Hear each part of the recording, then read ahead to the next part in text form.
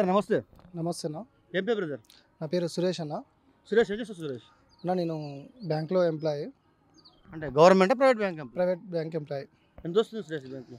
బ్యాంక్లో 20,000 వస్తాయి అన్న నాకు శాలరీ. వస్తుంది. అవునన్న. సఫిషియెంట్గా వస్తే టార్గెట్స్ అని ఉంటున్నాయి. టార్గెట్స్ అంటే టార్గెట్స్ ఉంటాయి. ఇక ప్రైవేట్ సెక్టర్ అంటేనే టార్గెట్ అన్న.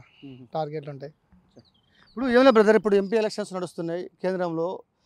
కాంగ్రెస్ కూటమి, ఇండియా కూటమి, ఎన్డీఏ కూటమి మధ్యలో 4 నడుస్తున్నది. కేంద్రంలో భారతదేశంలో ఏ పార్టీ వస్తే డెవలప్మెంట్ అవుతుంది అనుకుంటున్నారు మీరు? అన్న సెంట్రల్లో వచ్చేసి బీజేపీ పార్టీ వస్తేనే డెవలప్ అవుతుంది అన్న.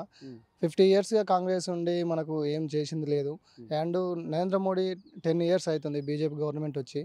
10 ఇయర్స్ నుంచి మనకు ఎంత డెవలప్ అయిందో, బుల్లెట్ ట్రైన్ అయినా, ఇది ఆర్టికల్ 370 అయినా, రామ్ మందిరం అయినా, ఇంకా స్వచ్ఛ భారత్ అయినా, ఈ కరోనా నుంచి వ్యాక్సిన్, ప్రపంచ దేశాలు మొత్తం మోడీని ద బాస్ అని పిలుస్తున్నారు.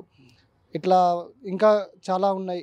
గ్రామాలలో వీధి లైట్లు అయితేంది, మోరీలు అయితేంది, సీసీ రోడ్లు అయితేంది, ఇంకా చాలా చాలా ఉన్నాయి. మోడీ గారు చేస్తున్నారు, అభివృద్ధి చేస్తున్నారు. అభివృద్ధి పథంలో మన భారతదేశం ముందంజలో ఉన్నది. అభివృద్ధి చెందుతున్న దేశం కానించి అభివృద్ధి చెందిన దేశంలో అడుగు పెడుతున్నాం మనం. అందుకనే నరేంద్ర మోడీ ప్రభుత్వం రావాలని కోరుకుంటున్నాం. అంటే 10 ఏళ్ళు బీజేపీకి ఇచ్చారు, ఈసారి మాకు ఇస్తే డెవలప్ చేస్తాం కాంగ్రెస్ అంటుంది. అంటే నల్గొండ అంటేనే కాంగ్రెస్ కంచుకోట. అలాంటి సందర్భాల్లో బీజేపీ ఉంటుంది అంటారా? లేదు, నల్గొండ అంటే కాంగ్రెస్ కంచుకోట అన్నారుగా. కానీ ప్రజలందరూ చూస్తున్నారు, మార్పు కోరుకుంటున్నారు.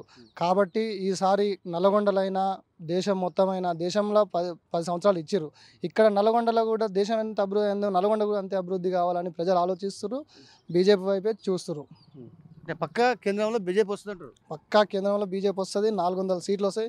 400 కాదు, 399 సీట్లు వస్తాయి. ఆల్రెడీ ఒక సీట్ వచ్చింది మనకి. 399 వచ్చినాయి ఆల్రెడీ. 399 వస్తాయి. ఒక సీట్ ఆల్రెడీ వచ్చింది, అయిపోయింది. 400 వస్తాయి అప్కి బార్ మోడీ సర్కార్.